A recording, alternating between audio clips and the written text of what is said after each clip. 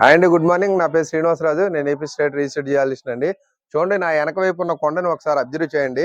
So ఇవన్నీ చూడండి, ఈ రెడ్ కలర్లన్నీ ఇదంతా ఇది రాయి అండి. ఈ రాయికి పగుళ్ళు అంటామండి, అంటే నీటి జలలండి ఇవన్నీ. చూడండి, పైన బోర్ అనేది ఫస్ట్ లేయర్ అండి. ఇక్కడ బోర్ అనేది సపోజ్ ఫర్ ఎగ్జాంపుల్ ఇక్కడ వరకు కొట్టారనుకోండి, వాటర్ ఈ లేయర్ లో వాటర్ ఓపెన్ అవుతుందండి. సో ఈ వాటర్ వచ్చింది కదా అని మనం ఆపేస్తే మనకి వాటర్ తక్కువ వచ్చే అవకాశాలు ఉంటాయండి. సో ఇక్కడ నుండి మళ్ళీ ఈ లేయర్ ఓపెన్ చేసుకోవాలండి. ఈ లోపు ఈ లేయర్ ఓపెన్ తర్వాత ఈ లేయర్ ఓపెన్ చేసుకోవాలి. సో ఇలాగా భూమిలో పొరలు కూడా మనకి ఇలా లేయర్ బై లేయర్ ఉంటుందండి. ఈ 3 లేయర్స్ కలిసి చూడండి, ఇక్కడ అంతా కలిసి ఒక ఒక కిందకి వెళ్ళి ఇక్కడ ఇన్ఫిల్ట్రేషన్ అయినట్టు ఉంటుందండి.